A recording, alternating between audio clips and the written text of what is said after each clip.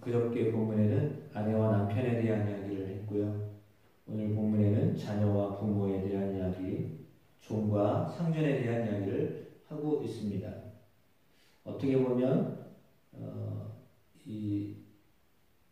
그 당시에 기존에 있었던 질서가 있는데 기존에 있는 질서라고 한다면 로마가 패권을 쥐고 있었던 시절입니다. 그래서 어찌 보면 로마가 많이 그대의 영향력을 미쳤던 시대였기 때문에 특별히 어제 말씀처럼 뭐 황제 숭배 사상이나 이런 것들로 종교적으로 기독교인들은 핍박을 많이 받았던 그런 시절입니다. 그것은 어느 지역 할 것 없이 예수님이 사시던 가나안 지역이나 이런 이방의 지역이나 어디나 다 마찬가지였습니다. 비슷한 상황에 처해있었기 때문인데요. 그런데 바울이 그럼에도 불구하고 물론 살짝 언급을 하긴 했지만 이 기존에 있는 질서를 아주 완전히 뒤집어 엎자라고 하는 어떤 혁명적인 그런 이야기를 하지는 않았습니다. 물론 예수님도 예수님이 사셨던 시대도 그랬기 때문에 예수님도 그런 말씀을 하시지 않으셨습니다. 그래서 어떻게 보면 종교학자들이나 사회학자들이 기독교는 좀 제국주의의 색깔이 있다 이런 얘기를 하기도 합니다. 왜냐하면 그런 어떤 체제에 합당하지 않다고 여겨지는 그 당시에는 뭐 그런 생각도 하지 못했을 텐데요. 지금은 이제 그런 생각을 많이 하죠. 왜냐하면 입장이 어떤 입장이냐면 좀 박해를 받는 입장, 그리고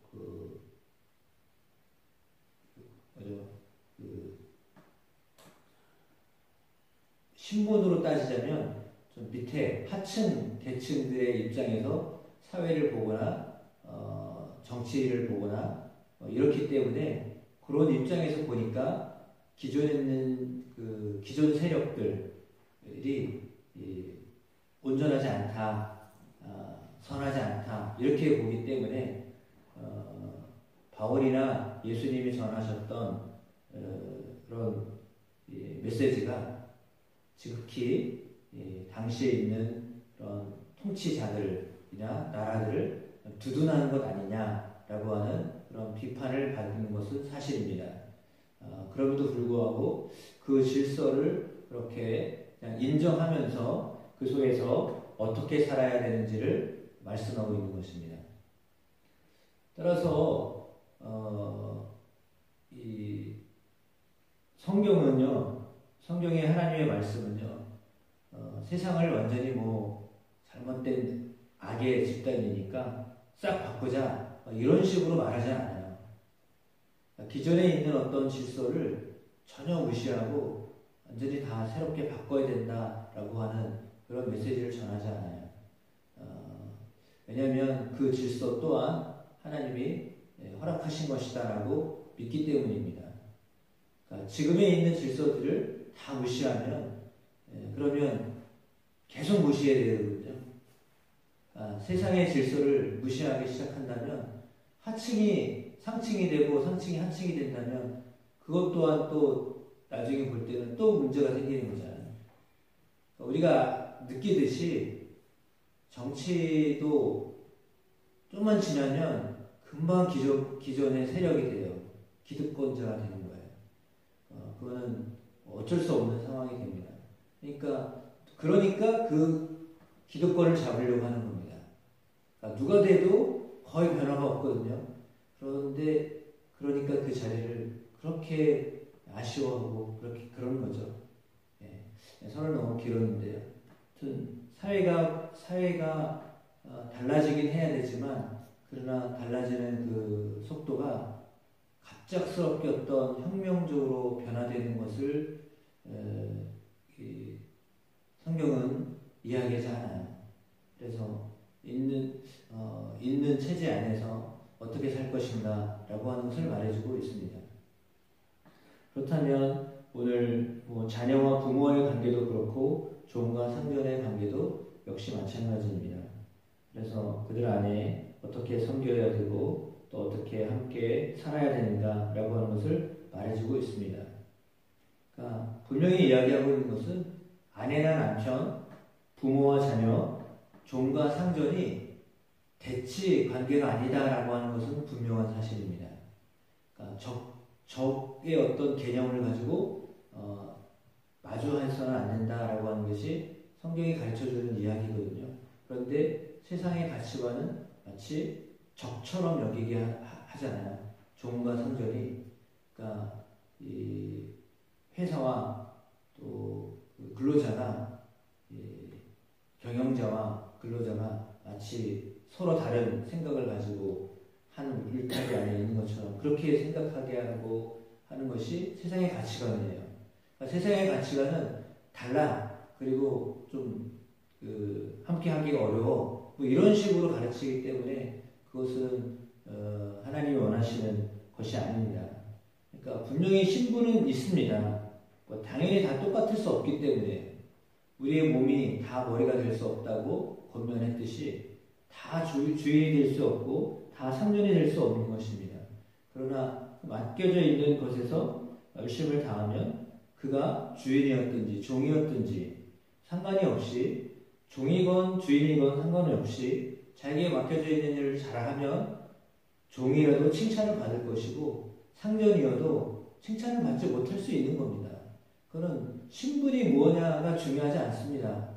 세상은 중요하다고 이야기하죠. 그러니까 신분을 세탁해라, 바꿔라, 상승해야 된다, 올라가야 된다, 엘리트층으로 올라가야 된다고 가르치지만 실상 하나님이 원하시는 것은 그게 아닙니다. 그러니까 기독교 안에서도 상층부로 올라가서 세상을 변화시켜라 이렇게 가르치는데 그렇게 가르치는 분이 많거든요. 대부분 꿈꾸는 게 그거예요. 기왕이면 높은 데에 올라가서 세상을 바꿔야 되지 않겠냐라고 가르치는데 실상은 그것도 엄밀한 의미로 하나님이 원하시는 뜻은 아니에요. 할 수만 있으면 하면 좋겠죠. 그러면요 그대로 살아라. 그 말도 아니거든요. 그러나 그럼에도 불구하고 꼭 그렇게 사는 것이 성공이냐 이야기하는 것도 맞지 않는 얘기예요. 그러니까 이게 참 쉬운 일은 아니거든요. 그러니까 어떻게 받아들이냐에 따라서 다른데 그렇다면 꿈을 심어야 된다라고 말할 때는 야 높은 데로 올라가야 돼 이렇게 가르치는 것 같아서 이것도 참 어려운 문제입니다. 쉬운 이야기가 아닙니다. 그러나 그렇다고 그냥 안일하게 그냥 지금 이대로가 좋습니다. 그것도 아니고요. 그러니까 인생이라는 것이 정답은 없는 겁니다. 그러니까 자기가 어떤 가치관을 가지고 사느냐에 따라서 달라지는 거죠. 이게 그렇잖아요. 네. 아무튼 오늘 말씀에 가장 중요한 것은 10절에서 17절에 나와 있는 말씀인데 이게 끝으로라고 해서 결론의 이야기를 하고 있습니다. 신분에 맞는 삶을 살아야 됩니다. 그러나 가장 중요한 것이 있습니다. 그것은 하나님의 전신갑주를 취하는 것입니다. 그러니까 어떠한 상태에서 살게 되든지 자기가 누구이든지 간에 공이 다 따라야 될 원리가 있는데 그것은 주님 안에서 그 힘의 능력으로 강건하여 주고 마귀를 대적하기 위하여서 하나님의 전신갑주를 취하는 것입니다. 그 씨름은 혈과 육에 대한 상대가 아니다 라고 했습니다. 통치자들, 권세자들, 어둠의 세상 주관자들, 하늘에 있는 악한 영들을 상대합니다 라고 하면서 살짝 언급을 하죠. 통치자들, 권세자들, 어둠의 세상 주관자들이다. 그들과 싸우는 것 맞다. 그러나 하나님의 전신갑주를 취하라 라고 말합니다. 왜냐하면 오늘 뒤에 언급되어지는 것이요 로마 군인을 보고 한 거잖아요. 로마 군인이 어떻게 자기를 무장하고 준비하고 서 있는가를 말해주고 있는데 로마 군인은 자기를 지키기 위해서 때로는 전쟁하기 위해서 자신을 무장하는 거잖아요. 그런데 오늘 그 모습을 보면서 바울은 우리에게 하나님의 전신갑주를 취하라 라고 말합니다. 세상적인 어떤 것으로 자기를 무장시키라고 말하지 않아요. 하나님의 전신갑주를 취해야 라고 말합니다. 그것은 어떤 것이냐? 첫 번째로 진리의 허리띠, 진리로 너희의 허리띠를 띄어라 라고 하는 것입니다. 제가 군대 훈련소에 들어갔는데 언제 한번 말씀드렸던 것 같아요. 이게 운동복을 받았는데 고무줄이 다 나간 운동복을 받아가지고요. 참 구보를 못하는 거야. 이걸 붙잡고 뛰어야 되잖아요. 그래서 저는 또 한다고 하면 하는 사람인데 열심히 뛰어가면서 또 막 구호 외치라고 그러면 또 목청 터져라 하고 막 이래요. 하면 또 열심히 하는데 이게 참 되게 힘들더라고요. 근데 이게 허리띠가 한번 그러다 보니까 제대로 못하는 거예요. 그러니까 엄청 신경 쓰이잖아요. 그래서 이거 허리띠는 이거는 잡아야 되지, 목소리를 크게 내야 되겠지, 동작은 또 크게 해야 되겠지. 그러니까 이게 뭐가 잘 안 되고 엄청 신경 쓰였어요. 그 짧은 훈련소 기간 동안 근데 그때마다 뭔가 늘 부족한 어떤 그런 것들로 있어가지고 참 힘들더라고요. 그러니까 사실 허리띠를 안 한다라고 하는 것, 물론 배가 빵빵해가지고 허리띠가 필요 없는 분은 상관이 없겠지만 그게 아니라 이게 있는 듯 없는 듯 하고 막 이런 사람은 상관없는데 없으면 안 되는 사람은 이게 힘을 주는 거잖아요. 그래서 힘이 허리에서 나오는데요. 그것은 진리로부터 나오는 것입니다. 그 띠를 띠고 의의 호신경을 붙이고 라고 했습니다. 그렇습니다. 우리는 하나님의 의로 우리의 가슴을 완전히 무장시켜야 됩니다.